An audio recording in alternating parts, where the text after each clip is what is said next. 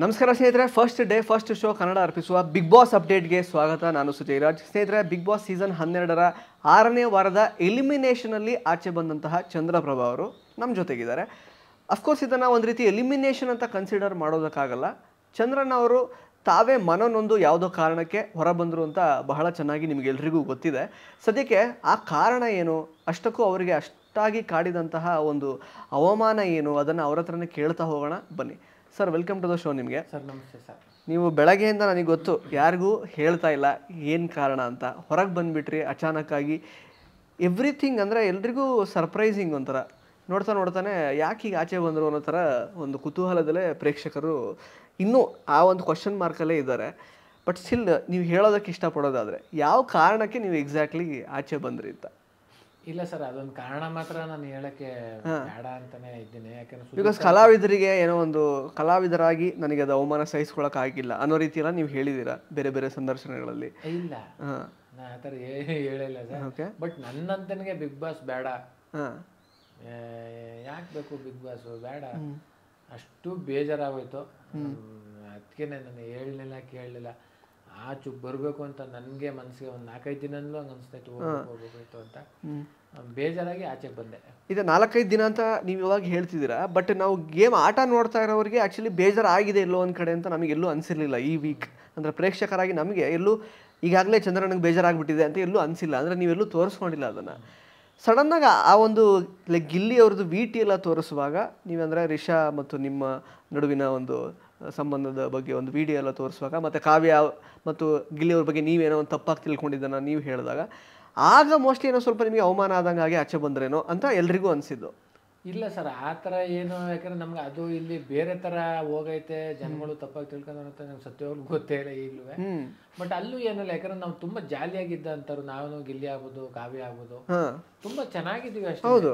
ನಾವು ಆ ವಿಚಾರ ಅಲ್ವೇ ಅಲ್ಲ ನನಗೆ. ಅಲ್ಲಿ ಬಂದಾದ್ಮೇಲೆ ನಮ್ಮ ಒಂದು ಗೆಳೆತನಕ್ಕೆ ಯಾರ್ದಾರು ಹೊಟ್ಟೆ ಕಿಚ್ಚ ಆಗ್ಬೋದೇ ವಿನಾ ಅಂತ ಆ ಥರ ಅನ್ಕೊಂಡೇ ಹೊರತು ನಮ್ಮಲ್ಲಿ ಯಾವುದೇ ಮನಸ್ತಾಪ ಇದುವರೆಗೂ ಆಗೂ ಇಲ್ಲ, ಏನಿಲ್ಲ. ಇದೆಲ್ಲ ಚೆನ್ನಾಗಿದ್ದೀವಿ ಅಷ್ಟೇ, ಅದಂತೂ ಅಲ್ವೇ ಅಲ್ಲ. ನಾನು ಆಚೆ ಬರೋದಕ್ಕೆ ಬೇರೆ ಏನೋ ಕಾರಣ. ಮನೇಲಿ ಇದ್ದವರಲ್ಲಿ ಯಾರು ಕಾರಣ? ಅದೇ ನಾನು ಏನು ಹೇಳಕ್ಕೆ ಇಷ್ಟಪಡೋದಿಲ್ಲ. ಒಟ್ನಲ್ಲಿ ಬೇಡ, ನನ್ನಂತನಿಗೆ ಸತ್ಯವಾಗ್ಲೂ ಬೇಡ ಬಿಗ್ ಬಾಸ್. ನಿಜವಾಗ್ಲೂ ಯಾಕೆ ಬೇಕು, ಯಾಕೆ ಬಂದೆ ಇಲ್ಲಿಗೆ? ಇಲ್ಲಿ ಕನ್ಫ್ಯೂಸ್ ಆದ್ರ ಚಂದ್ರಣ್ಣ ಲಾಸ್ಟಿಗೆ ಹೋಗ್ತಾ ಎಲ್ಲಾದ್ರೂ ಆಟ ಆಡುವಾಗ?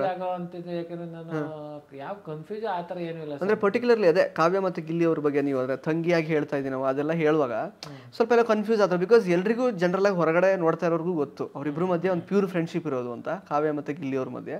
ಅಫ್ಕೋರ್ಸ್ ನೀವು ಒಂದು ಕನ್ಸರ್ನಿಂದ ಹೇಳಿದ್ರಿ, ಬಟ್ ಅಲ್ಲೇ ಅದಕ್ಕೆ ಕ್ಲಾರಿಟಿ ಕೂಡ ಕೊಟ್ಟರು, ಆ ಥರ ಇಲ್ಲ ಚಂದ್ರಣ್ಣ, ನೀವೇ ಹಿಂಗೆ ಅಂದ್ಬಿಟ್ರಲ್ಲ ಅನ್ನೋ ಥರ ಇದೆಲ್ಲ.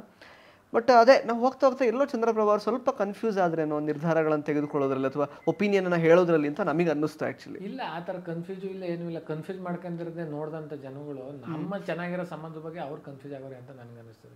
ಬಟ್ ನಮ್ಮಲ್ಲಿ ಯಾವುದೇ ಭಿನ್ನಾಭಿಪ್ರಾಯ ಇಲ್ಲ. ನಾವು 3 ಜನ ಚೆನ್ನಾಗಿದ್ದೀವಿ, ನಮ್ಮಲ್ಲೇ ಯಾವುದೇ ಒಂದು ತಾರತಮ್ಯ ಇಲ್ಲ, ಕನ್ಫ್ಯೂಷನ್ ಇಲ್ಲ. ಬೇರೆಯವ್ರಿಗೆ ಯಾಕೆ ಅನ್ಸೈತೆ ಅನ್ನೋದೇ ಗೊತ್ತಿಲ್ಲ. ಬಾಂಡಿಂಗ್ ಚೆನ್ನಾಗಿದೆ ಅಂತ ಹೇಳಿದ್ರಿ. ಕೊನೆಯ ದಿನಗಂಟ್ಲು ಚೆನ್ನಾಗಿತ್ತು, ಕೊನೆಯ ದಿನಗಂಟ್ಲು ತುಂಬಾ ಚೆನ್ನಾಗಿದ್ದೀವಿ. ಬಟ್ ಆಚೆ ಬರುವಾಗ ನೀವು ಅಟ್ಲೀಸ್ಟ್ ಅವರಿಬ್ಬರಿಗಾದ್ರೂ ಹಗ್ಗು ಕೊಟ್ಟು ಮಾತಾಡಿ ಆದ್ರೂ ಬರ್ತೀನಿ ಅಂತ ಹೇಳ್ಬೋದಿತ್ತು. ಮಾತಾಡಿಲ್ಲ ಸರ್, ಯಾಕಂದ್ರೆ ಅವ್ರು ಕೊಟ್ರೆ ಅವರು ಕೊಡದೆ ಇರಕಾಯ್ತದೆ, ಇವರು ಕೊಟ್ರೆ ಅವರು ಕೊಡ್ಬೇಕು, ಅವರು ಕೊಟ್ರೆ ಅವರು ಕೊಡ್ಬೇಕು, ಈ ತರ ಆಗ್ಬಿಡ್ತದೆ ಅಂತ. ಯಾಕಂದ್ರೆ ಅದಕ್ಕೂ ಇದಕ್ಕೂ ಸಂಬಂಧನೇ ಇಲ್ವಾ. ನಾನು ಹೋಗ್ತಾ ಇದ್ದೀನಿ ಬಿಗ್ ಬಾಸ್ ಇಂದ, ನನಗೆ ಬಿಗ್ ಬಾಸ್ ಇಷ್ಟ ಇಲ್ಲ, ನನಗೆ ಬಿಗ್ ಬಾಸ್ ಬೇಡ, ಇದಿಷ್ಟೇನೆ. ಅವಾಗ ಹೋಗ್ಬೇಕಾದ್ರೆ ಇವ್ರನ್ನ ಮಾತಾಡ್ಸಿ ಅವ್ರು ಮಾತಾಡ್ಸಿಲ್ಲ ಅಂದ್ರೂ ಅದು ತಪ್ಪಾಗ್ಬಿಡ್ತದೆ. ಯಾರನ್ನೂ ಮಾತಾಡ್ಸೋದೇ ಬೇಡ, ಸಲೀಸಾಗೆ ಗ್ಲಾಸ್ ತಗೊಂಡು ಹೋಗ್ತಾ ಇದೆ.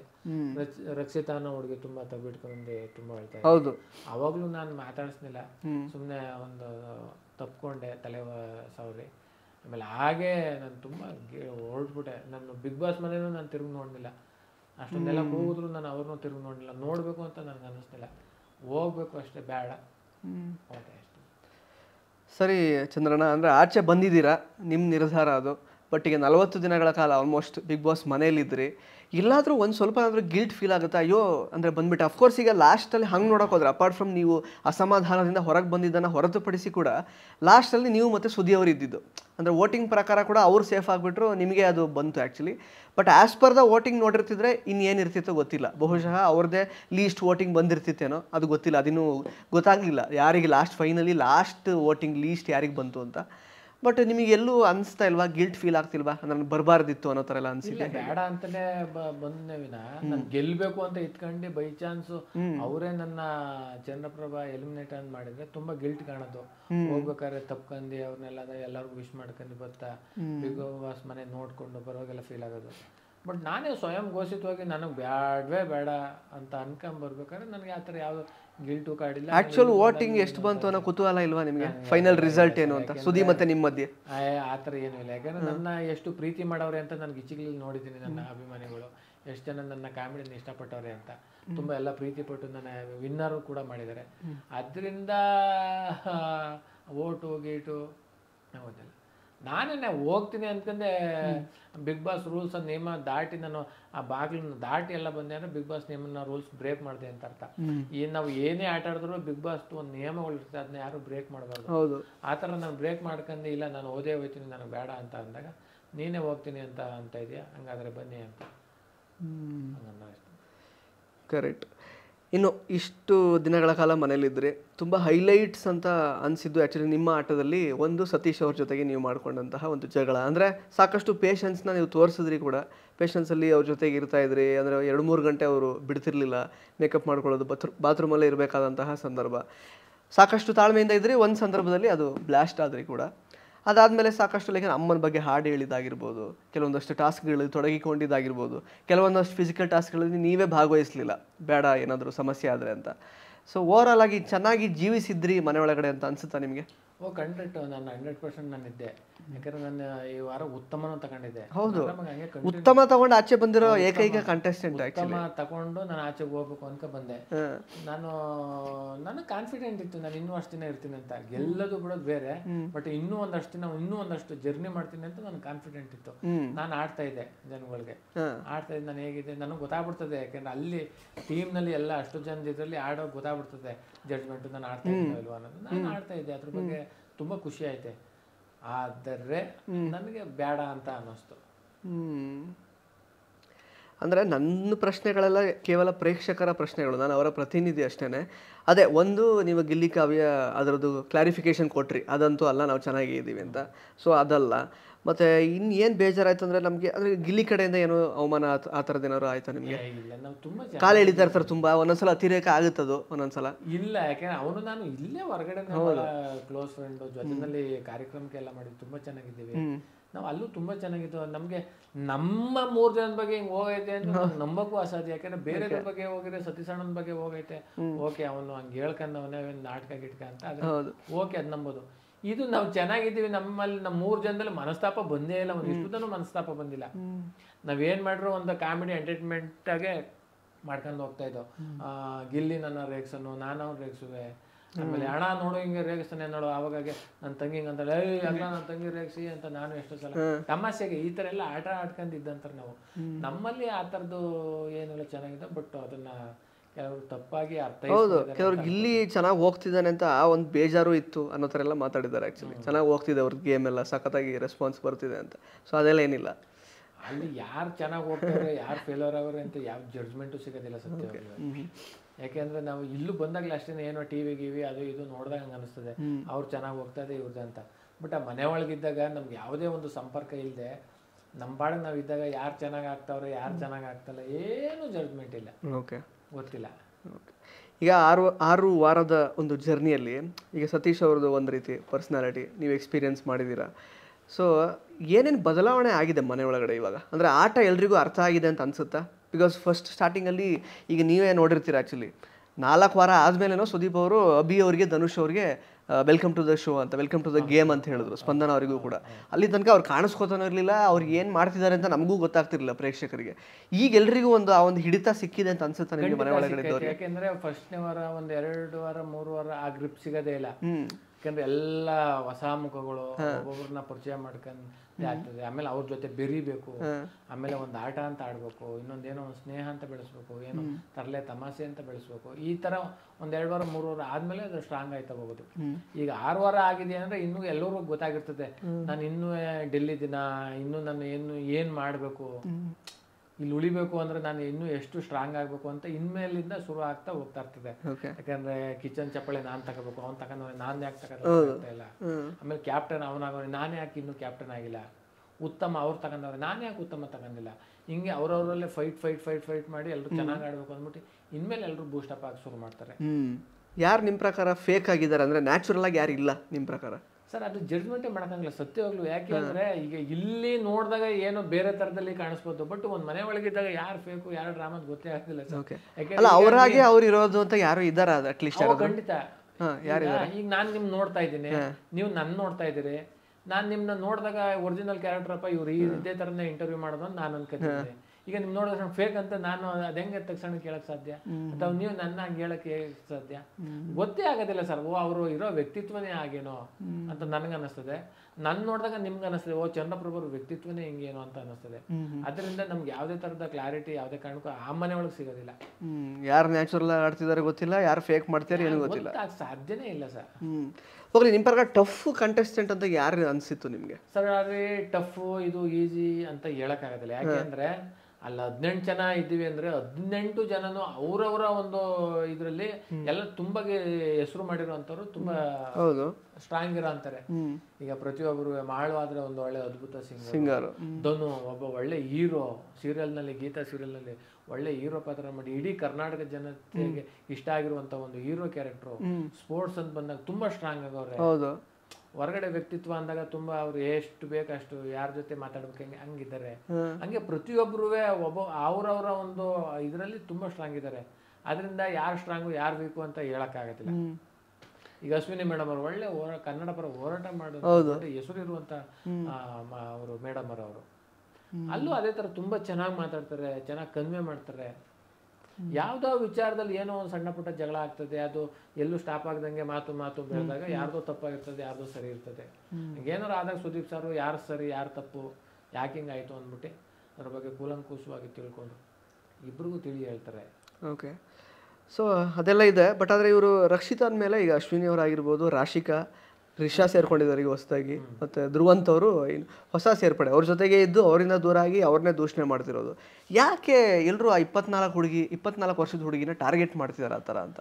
ಸರ್ ನೋಡಿ ಸರ್, ಈಗ ರಕ್ಷಿತಾ ಫಸ್ಟು, ಈಗ ಧ್ರುವ್ ಮತ್ತೆ ಮಲ್ಲಮ್ಮ, ಇವರು 3 ಜನ ಹೆಂಗಿದ್ರು ಒಂದು ಕುಟುಂಬ ಥರನೇ ಇದ್ರು ತುಂಬ ಜಾಸ್ತಿ ದಿನ. ಆಮೇಲೆ ಧ್ರುವನ ಹೊರತುಪಡಿಸಿದ್ರೆ ಮಲ್ಲವ, ರಕ್ಷಿತಾ ಅವರಿಬ್ರು ಹೇಗಿದ್ರು ಅಂದ್ರೆ ಒಬ್ರು ತಾಯಿ ಮಗಳ ಥರನೇ ನಮ್ಗೆ ಇಡೀ ಮನೆಗೆಲ್ಲ ಫೀಲ್ ಆಗಿತ್ತು. ರಕ್ಷಿತನ ಅವ್ರು ಎಷ್ಟು ಜೋಪಾನ ಮಾಡ್ತಾ ಇದ್ರು ಅಂದ್ರೆ ಸ್ವಂತ ಮಗಳ ತರ. ಅವರೇ ಸ್ನಾನ ಮಾಡ್ಸೋರು, ಬಟ್ಟೆ ಹಾಕೋರು, ಮೇಕಪ್ ಮಾಡೋರು, ಊಟ ಮಾಡ್ಸೋದು. ಅವ್ರು ಅರ್ಧ ರಾತ್ರಲ್ಲಿ ಏನಾರು ವಾಶ್ರೂಮ್ಗೆ ಹೋಗ್ಬೇಕು ಅಂದ್ರೆ ಅವರು ಜೊತೆಲಿ ಬರೋರು, ಕರ್ಕೊಂಡು ಹೋಗೋರು. ಚಿಕ್ಕ ಮಗಳು ಎದುರ್ಕತಾಳೆ ಅಂತ ಕರ್ಕೊಂಬರೋರು. ಆಮೇಲೆ ಕೂತ್ ಮಾತಾಡ್ಬೇಕು ಅಂದ್ರೆ ಇವಳು ನಿದ್ ಬರ್ಲಿಲ್ಲ ಅಂದ್ರೆ ಯಾಕೆ ನಿದ್ ಬರ್ತಾ ಇಲ್ಲ ಅಂತ ಕೇಳೋರು, ಮನೆಗೆ ಅನ್ನೋರು. ಅವ್ರ ಬಾಂಡಿಂಗ್ ತಾಯಿ ಮಗು ತರನೇ ಬೆಳೆದಿತ್ತು. ಈಗ ಮಲ್ಲವ ಹೋದ್ಮೇಲೆ ಅದೇನಾಗೋಯ್ತು ಅಂದ್ರೆ ಅವ್ಳು ತುಂಬಾ ಕಾಡಕ್ ಶುರು ಆಗೋಯ್ತು. ಅಜ್ಜಿ ಅಜ್ಜಿ ಅಂತ ಕರಿತಾ ಇರೋದು, ಅಜ್ಜಿ ಅಜ್ಜಿ ಅಂತ ಹೇಳು. ಅದು ತುಂಬಾ ಬಾಂಡಿಂಗ್ ಬೆಳೆದಿರೋದ್ರಿಂದ ಅವ್ರು ಹೋದ್ಮೇಲೆ ಒಂದು ಸ್ವಲ್ಪ ಡಿಸ್ಟರ್ಬ್ ಆದ್ರು 1-2 ದಿನ. ನನ್ನ ಜೊತೆ ಮುಂಚೆಯಿಂದನೂ ರಕ್ಷಿತಾ ತುಂಬಾ ಚೆನ್ನಾಗಿದ್ರು. ಮಲ್ಲವ ಹೋದ್ಮೇಲೆ ನನ್ನ ಜೊತೆ ಜಾಸ್ತಿ ಕನೆಕ್ಟ್ ಆದ್ರು, ಚಂದ್ರಣ್ಣ ಅನ್ಕ. ಅದೊಂಥರ ಎಷ್ಟೋ ಜನ ನೋಡಿದವ್ರಿಗೆ ಹೇಗೆ ಅನ್ಸಿತ್ತು ಅಂದ್ರೆ ಅಪ್ಪ ಮಗಳು ಅನ್ನೋ ಥರನೇ ಆಯಿತು, ಚೆನ್ನಾಗಿತ್ತು. ಈಗ ಧ್ರುವ ಮತ್ತು ರಕ್ಷಿತನ ಮಧ್ಯೆ ಏನಾಗಿದೆ ಗೊತ್ತಿಲ್ಲ, ಯಾಕಂದ್ರೆ ಇಬ್ರು ಚೆನ್ನಾಗೇ ಇದ್ರು, ಅಣ್ಣ ತಂಗಿ ತರನೇ ಇದ್ರು. ಅದೆಲ್ಲರೂ ಇಡೀ ಮನೆಗೆ ಗೊತ್ತಿತ್ತು, ಕರ್ನಾಟಕ ಜನನೂ ಹಂಗೆ ಅನ್ಕೊಂಡು. ಬಟ್ ಇದ್ದಕ್ಕಿದ್ದಂಗೆ ಈಗ ಅವರು ಏನೋ ದೂರ ಆಗಿದ್ದಾರೆ ಅಂದ್ರೆ ಕಾರಣ ಗೊತ್ತಿಲ್ಲ ಸತ್ಯ ಏನಾಗಿದೆಯೋ ಅಂತ. ಅದನ್ನ ನಾವು ಕೇಳೋಕ್ಕೂ ಹೋಗ್ಬಾರ್ದು. ಈಗ ಚೆನ್ನಾಗಿಲ್ವ, ಆಯ್ತು ನಿಮ್ಮ ಇಷ್ಟ, ಮಾತಾಡ್ಬೇಕು ಅಂದ್ರೆ ಮಾತಾಡಿ, ಇಲ್ಲಾಂದ್ರೆ ಬಿಡಿ ಅಷ್ಟೇ. ಅಲ್ಲ, ಅಶ್ವಿನಿ ಅವರೆಲ್ಲ ಟಾರ್ಗೆಟ್ ಮಾಡ್ತಿರೋದು, ರಾಶಿಕಾ, ರಿಷಾ ಎಲ್ಲ. ಈಗ ಅಶ್ವಿನಿ ಮೇಡಮ್ ಅವ್ರು ಏನು ಅಂದ್ರೆ ಅವ್ರು ಏನೋ ತಮಾಷೆಗೆ ಜಾನ್ವಿ ಮೇಡಮ್ ಅವರು ಮತ್ತೆ ಅಶ್ವಿನಿ ಮೇಡಮ್ ಅವರು ಏನೋ ಗೆಜ್ಜೆದ ಅಳ್ಳಾಡ್ಸಿ ಏನೋ ಒಂದು ತಮಾಷೆಗೆ ಆಟ ಆಡೋಣ ಅನ್ನೋ ತರದಲ್ಲಿ, ರಾತ್ರಿ ಹೊತ್ತು ಗೆಜ್ಜೆ ಅಳ್ಳಾಡ್ಸೋಣ ಅನ್ನೋ ತರದಲ್ಲಿ ಅವ್ರಿಬ್ರು ಪ್ಲಾನ್ ಮಾಡ್ಕೊಂಡಿದ್ರು. ಆ ಗೆಜ್ಜೆ ಅಳ್ಳಾಡ್ಸಿದಾಗ ಯಾರು ಅಂತ ಏನೋ ನೋಡಕ್ ಹೋದಾಗ ಎಲ್ಲ ರಕ್ಷಿತಾ ಅಂತ ಹೇಳಕ್ ಶುರು ಮಾಡಿದ್ರು. ರಕ್ಷಿತಾ ನಾನಾಗಿ ಮಾಡ್ತಾ ಇಲ್ಲ ಅಂತ ಹೇಳಿದ್ರು. ಇಲ್ಲ ನೀನೇ ಅನ್ನೋ ತರದಲ್ಲಿ ಟಾರ್ಗೆಟ್ ಆಯ್ತು. ಹಂಗಾದಾಗ ಎಷ್ಟೋ ಸಲ ಸುಮ್ಮನೆ ಜಗಳ ಆಯ್ತದೆ ರಕ್ಷಿತರ್ಗೂ ಅಶ್ವಿನಿ ಮೇಡಮ್ ಅವ್ರಿಗೂ. ಇದು ನಾನ್ ಮಾಡ್ತಲ್ಲ, ನೀವೇ ಮಾಡ್ತಾ ಇರೋದು, ನಾನು ಯಾಕೆ ಮಾಡ್ಲಿ, ನೀನು ಅಂತ ಜಗಳ ಆಯ್ತದೆ. ಜಗಳ ಆದಾಗ ತುಂಬಾ ಅಳೋ ಮಟ್ಟಕ್ಕೆ ರಕ್ಷಿತಾ ಹೋಗ್ತಾಳೆ. ಅಶ್ವಿನಿ ಮೇಡಮ್ ಅವರು ಮತ್ತೆ ಜಾಸ್ತಿ ವಾಯ್ಸ್ ಜೈಗ್ ಮಾಡ್ತಾರೆ. ಅದೇನೇ ಆಗ್ಬಿಟ್ರೆ ಇದ್ರ ಬಗ್ಗೆ ಏನು ಎತ್ತ ಅಂತ ಸುದೀಪ್ ಸಾರು ಕೂಲಂಕುಷವಾಗಿ ಅದು ನೋಡಿದಾಗ ಇದು ತಪ್ಪು, ನಿಜವಾಗ್ಲೂ ಇದಾಗಿರೋದು ಅಶ್ವಿನಿ ಮೇಡಮ್ ಕಡೆ ಇದ್ದಾನೆ. ಅವರೇ ತಪ್ಪು ಮಾಡಿಕೊಂಡು ಆ ಚಿಕ್ಕ ಹುಡುಗಿ ಮೇಲೆ ಹಂಗೆ ಒರೆಸ್ತಾರಲ್ಲ, ಅವ್ರು ಎಂಥ ಹೆಸರಿರುವಂಥ ಅಶ್ವಿನಿ ಮೇಡಮ್ ಅವರು ಒಳ್ಳೆ ಹೋರಾಟ ಮಾಡಿರುವಂಥವ್ರು ಎಲ್ಲೋ ಚಿಕ್ಕವರಾಗ್ಬಿಟ್ರೆ ಈ ವಿಚಾರದಲ್ಲಿ ಅನ್ನೋ ಥರದಲ್ಲಿ ನೀವು ಸಾರಿ ಕೇಳಿ ಅಂದಾಗ ಅಶ್ವಿನಿ ಮೇಡಮ್ ಅವರು ರಕ್ಷಿತನ ಸಾರಿಯನ್ನು ಕೇಳ್ತಾರೆ. ಒಂಥರ ನಂಬಕ್ಕೆ ಅಸಾಧ್ಯ. ಯಾಕೆ ಅಷ್ಟೊಂದು ತುಂಬಾ ವಯಸ್ಸಿನ ಅಂತರ ಇದೆ, ಈ ಹುಡುಗಿಗೂ ಅವ್ರಿಗೂ 15 ವರ್ಷ ಡಿಫ್ರೆನ್ಸ್ ಇದೆ ಅಂತ ದೊಡ್ಡವರು ವಿಚಾರವಂತರು ಯಾಕೆ ಇದರಲ್ಲಿ ತುಂಬಾ ಚಿಕ್ಕವ್ರ ಥರ ಆಗ್ಬಿಟ್ರು? ಓಕೆ, ಹಂಗೆ ಸರ್. ಇವಾಗ ಮನೆ ಒಳಗಡೆ ನಿಮಗೆ ಬಹಳ ಇಷ್ಟ ಆದ ವ್ಯಕ್ತಿ ಯಾರು ಬಿಗ್ ಬಾಸ್ ಮನೆ ಒಳಗೆ? ನಾನು ಗಿಲ್ಲಿ ಬಿಡಿ ಇಲ್ಲಿಂದನೂ ತುಂಬಾ ಚೆನ್ನಾಗಿದ್ದು, ಅಲ್ಲೂ ಕ್ಲೋಸ್ ಆಗಿದ್ದು. ಬಟ್ ಹೊಸ ಮುಖಗಳು ಅಂತ ಬಂದಾಗ ನಾನು ಯಾರ ಜೊತೆನೂ ಜಗಳ ಮಾಡ್ಕೊಂಡಿಲ್ಲ. ಸತೀಶ್ ಜೊತೆ ಎಲ್ಲರ ಜೊತೆ ಚೆನ್ನಾಗಿದ್ದೀನಿ. ನಾನು ಅವ್ರ ಪ್ರೀತಿ, ನಾನು ಅವ್ರೆಲ್ಲರೂ ಪ್ರೀತಿ ಮಾಡ್ತೀನಿ. ರಕ್ಷಿತಾ ಅಂದ್ರೆ ಎಲ್ಲ ಒಂದ್ ಕಡೆ ಒಂದ್ ಸ್ವಲ್ಪ ಜಾಸ್ತಿ ಇಷ್ಟ ಆಯ್ತು. ರಕ್ಷಿತಾ ಅಂದ್ರೆ ಇಷ್ಟ ಆಗ್ಲೇ ಇಲ್ಲ ಈ ಒಂದು ವ್ಯಕ್ತಿ, ಏನೋ ಸರಿ ಆಗ್ತಿಲ್ಲ, ನಮಗೂ ಅವ್ರಿಗೂ ಸರಿ ಆಗಲ್ಲಪ್ಪ ಅನ್ನೋ ತರ ಅನ್ಸಿದ್ದು. ಆ ತರದ್ದು ಯಾರು ಇಲ್ಲ ಸರ್, ಸತ್ಯವಾಗ್ಲು ನನ್ಗೆ ಆ ತರ ಇಲ್ಲ. ಎಲ್ರೂ ಇಷ್ಟ ನಿಮ್ಗೆ? ಓ, ಎಲ್ರು ಬಾಯಿ ತುಂಬಾ ಅಣ್ಣ, ಎಲ್ರು ನನ್ನ ಬಾಯಿ ತುಂಬಾ ಅಣ್ಣ ಅಣ್ಣ ಅಂತ ಮಾತಾಡ್ಸೋರು. ನಾನು ಎಲ್ರು ಅಪಿ ಅಪಿ ಅಂತಾನೆ ಮಾತಾಡಿಸ್ತಾ ಇದ್ದೆ. ಅದರಿಂದ ನನಗೆ ಯಾರು ಶತ್ರುಗಳಂತೂ ಆ ಮನೆಯಲ್ಲಿ ಇಲ್ವೇ ಇಲ್ಲ. ಸೊ ಸತೀಶ್ ಅವರು ಆ್ಯಕ್ಚುಲಿ ಅದೇ ಗೊತ್ತಲ್ಲ, ಒಂದು ಆರೋಪ ಮಾಡ್ತಾ ಇದ್ದಾರೆ ಅವರು. ಅದು ನನ್ನ ಮಗನ ಮೇಲೆ ಆಣೆ ಇಟ್ಟು ಹೇಳ್ತೀನಿ, ಅದು ನಾವು ನಾಟಕನೇ ಮಾಡಿದ್ದು ಚಂದ್ರಪ್ರಭಾ ಅವರು ಅಂತ. ನೀವು ನಾಟಕ ಮಾಡಿ ಆ ಥರ ಸೀನ್ ಕ್ರಿಯೇಟ್ ಮಾಡಿದ್ದು ಅಂತ ಹೇಳಿದಾರೆ ಅವರು. ಏನು ಪ್ರತಿಕ್ರಿಯೆ ನಿಮ್ಮದು? ನಾನು ಅವಾಗಲೇ ಹೇಳಿದೆ, ಫುಲ್ ಡಿಟೇಲ್ ಆಗಿ ಹೇಳಿದೆ. ಬಟ್ ಅದು ಅವರವರ ವ್ಯಕ್ತಿತ್ವಕ್ಕೆ ಬಿಟ್ಟಿತ್ತು ಸರ್. ಅದಕ್ಕೆಲ್ಲ ಪ್ರತಿಯೊಂದಕ್ಕೂ ಕ್ಲಾರಿಟಿ ಕೊಡೋಕ್ಕಾಗೋದಿಲ್ಲ. ನಾನು ಹೇಳಿದೆ ಅದು ಏನಕ್ಕೆ ಹಂಗೆ ಆಯಿತು ಅಂತ. ಬಟ್ ಹಂಗೂ ಅವ್ರು ಹಂಗೆ ಹೇಳ್ಕೊಂಡ್ರೆ ಅದೇನು ಮಾಡೋಕ್ಕಾಗಿಲ್ಲ. ಅವ್ರು ಏನು ಬೇಕಾದ್ರೂ ಹೇಳ್ಕೊಳ್ಳಿ ಅಷ್ಟೇ. ನಿಮಗೆ ಬಹಳ ಖುಷಿ ಕೊಟ್ಟ ಸಂದರ್ಭಗಳು ಬಿಗ್ ಬಾಸ್ ಮನೆ ಒಳಗಡೆ ಯಾವುದು? ಇಲ್ಲ, ಅಷ್ಟು ದಿನ ತುಂಬ ಖುಷಿಯಿಂದ ಎಂಜಾಯ್ ಮಾಡಿದ್ದೀವಿ. ಪ್ರತಿಯೊಂದನ್ನು ಮಜಾ ಮಾಡಿದ್ದೀವಿ. ಅಲ್ಲಿ ಪ್ರತಿಯೊಂದು ಒಂದು ಗೇಮ್ ಆಡೋದ್ರಿಂದ, ಟಾಸ್ಕ್ ಆಡೋದ್ರಿಂದ, ಸ್ವಿಮ್ಮಿಂಗ್ ಮಾಡೋದ್ರಿಂದ, ಒಟ್ಟಾರೆ ಆ ಬಿಗ್ ಬಾಸ್ ಮನೆಯಿಂದ ತುಂಬ 100% ಎಂಜಾಯ್ ಮಾಡಿದ್ದೀನಿ. ತುಂಬ ಖುಷಿ ಆಯ್ತು. 6 ವಾರನೂ ತುಂಬ ಖುಷಿಯಾಗಿ. ಈ ವಾರ ಸ್ಟಾರ್ಟಿಂಗ್ ಅಲ್ಲಿ ಒಂದು ಬೇಜಾರಾಯಿತು, ಒಂದು 4-5 ದಿನದಿಂದ ಭಾಳ ಬೇಜಾರಾಯಿತು. ಅದರಿಂದ ಅಷ್ಟೇ, ಅದಕ್ಕೆ ಆಚೆನೇ ಬಂದ್ಬಿಟ್ರಿ. ಅಂದರೆ ಈಗ ಪ್ರೇಕ್ಷಕರಿಗೆ ಏನನ್ಸುತ್ತೆ ಅಂತಂದರೆ, ಏನಾದರೂ ಆಗಿರ್ಬೋದು, ಇವ್ರು ಸ್ಟ್ರಾಂಗ್ ಆಗಿರ್ಬೇಕಿತ್ತಲ್ವ, ಮನೇಲಿ ಉತ್ತಮ ತಗೊಂಡಿದ್ದಾರೆ. ಈಗ ಮನೇಲಿ ಎಲ್ರಿಗೂ ಅಣ್ಣ ಅಣ್ಣ ಆ ಥರ ಒಬ್ಬ ಮನೆಯ ಅಣ್ಣ ಆಗಿದ್ರಿ ನೀವು. ಆ್ಯಕ್ಚುಲಿ ಯಾಕೆ ಇವ್ರು ಆಚೆ ಬಂದರು ಅಂತ ನಿಮಗೆ ಬೇಸರ ಪಟ್ಕೊಂಡವ್ರು ಇರ್ತಾರಲ್ಲ ಪ್ರೇಕ್ಷಕರಿಗೆ, ಅವ್ರಿಗೇನು ಉತ್ತರ ಕೊಡ್ತೀರಾ ನೀವು ಅಂತ? ಅದೇನು ಅಂದರೆ ಎಲ್ಲದಕ್ಕಿಂತ ಹೆಚ್ಚಾಗಿ ನಮಗೆ ಆ ಕೆಲಸ ಇಷ್ಟ ಆಗಬೇಕು, ನಮಗೆ ಆ ಕೆಲಸದ ಮೇಲೆ ಪ್ರೀತಿ ಬರಬೇಕು. ಅವಾಗಲೇ ನಾವು ಅದನ್ನ 100% ಮಾಡೋಕ್ಕೆ ಸಾಧ್ಯ. ಇಲ್ಲಾಂದರೆ ಅದು ಎಂಥದೇ ಆಗಿರಲಿ, ಅದೆಷ್ಟೇ ದುಡ್ಡು ಸಿಗ್ತದೆ ಅನ್ನೋದಾದ್ರೂ ನಮಗೆ ಇಷ್ಟ ಇಲ್ಲ ಅಂದರೆ ಮಾಡೋಕ್ಕೆ ಮನಸ್ಸು ಒಪ್ಪೋದಿಲ್ಲ. ನನಗೆ ಖಂಡಿತವಾಗಿ ಬೇಡವೇ ಬೇಡ, ಬಿಗ್ ಬಾಸು ಬೇಡ, ನನಗೆ ಇಷ್ಟ ಇಲ್ಲ, ನಾನು ಹೋಗ್ಬೇಕು ಅಷ್ಟೇ ಅನ್ಕೊಂಡು ನಾನು ಆಚೆ ಬಂದೆ ಅಷ್ಟೇ. ಓಕೆ, ಯಾರು ಎಲಿಮಿನೇಟ್ ಆಗಿದ್ದು ನಿಮಗೆ ಬೇಜಾರಾಯಿತು? ಅಂದರೆ ಆ ಥರ ಏನಿಲ್ಲ ನನಗೆ. ಯಾರಿಗೂ ಬೇಜಾರಾಗಿಲ್ಲ? ನನಗೆ ಬೇಜಾರಾಗಿಲ್ಲ ಅಷ್ಟೇ. ಅವರು ಎಲ್ಲ ಸ್ವಲ್ಪ ಇನ್ನೂ ಆಡಬೇಕಾಗಿತ್ತೇನೋ ಅಂದ ತಕ್ಷಣ ಅವರು ಚೆನ್ನಾಗಿ ಆಡಿಲ್ಲ ಅಂತ ನಾನು ಹೇಳ್ತಾ ಇಲ್ಲ. ಇನ್ನೂ ಬೇಕಾಗಿತ್ತು. ಇದು ಕಾಂಪಿಟೇಷನ್ ಆಗಿರೋದ್ರಿಂದ, ಪೈಪೋಟಿ ಇರೋದ್ರಿಂದ ಇನ್ನೂ ಸ್ಟ್ರಾಂಗ್ ಆಗ್ಬೇಕಾಯ್ತು. ಈಗ ಹೋಗಿರೋರೆಲ್ಲ ತುಂಬಾ ಸ್ಟ್ರಾಂಗ್ ಇರೋಂತ. ಈಗ ಮಂಜು ಭಾಷಿಣಿ ಮೇಡಮ್ ಅವರು ಸಿಲಿಲಲ್ಲಿ ಎಂತ ಸೂಪರ್ ಡೂಪರ್ ಹಿಟ್ ಕೊಟ್ಟಂತ ಅವರು ಅಲ್ವೇ, ಅವರು ಕೇಳಕ್ಕೆ ಆಗೋದಿಲ್ಲ. ಎಂತೆಂತ ಸೀರಿಯಲ್ ಮಾಡಿದ್ದಾರೆ, ಸಿನಿಮಾ ಮಾಡಿದ್ದಾರೆ. ನಿಮ್ಮ ಸ್ನೇಹಿತರು ಸತೀಶ್ ಕಡಬಂ ಸತೀಶ್ ಎಷ್ಟು ಸ್ಟ್ರಾಂಗ್ ಇದ್ದಾರೆ, ಎಷ್ಟು ಹೆಸರು ಮಾಡಿದ್ದಾರೆ ನಾಯಿಯಿಂದ. ಎಲ್ಲ ಕಡೆ ಹೆಸರಿದೆ, ದೊಡ್ಡ ನಾಯಿ ಸೇಲ್ ಮಾಡಿದ್ದಾರೆ. ಅವರು ತುಂಬಾ ಹೆಸರಿಲ್ಲ ಅಂತಾರೆ. ಎಲ್ಲ ಇನ್ನೂ ಬೇಕಿತ್ತು ಅಂತ ಅನ್ನಿಸ್ತು ಅಷ್ಟೇ. ಯಾರು ಹೋದಾಗ ಖುಷಿ ಆಯ್ತು? ಖುಷಿನ ಎಲ್ರಿಗೂ ಸ್ವಲ್ಪ ಖುಷಿನೂ ಆಗಿಲ್ಲ, ಬೇಜಾರು ಆಗಿಲ್ಲ ನಿಮಗೆ? ಏನು ನ್ಯೂಟ್ರಲ್ ಸ್ಟ್ಯಾಂಡ್ ತಗೋಬೇಕು ಅಂತ ಡಿಸೈಡ್ ಮಾಡಿಬಿಟ್ಟಿದ್ದಾರೆ ಚಂದ್ರನ್ ಅವ್ರು ಎಲ್ಲ ವಿಷಯಕ್ಕೂ, ಆ ಥರನ?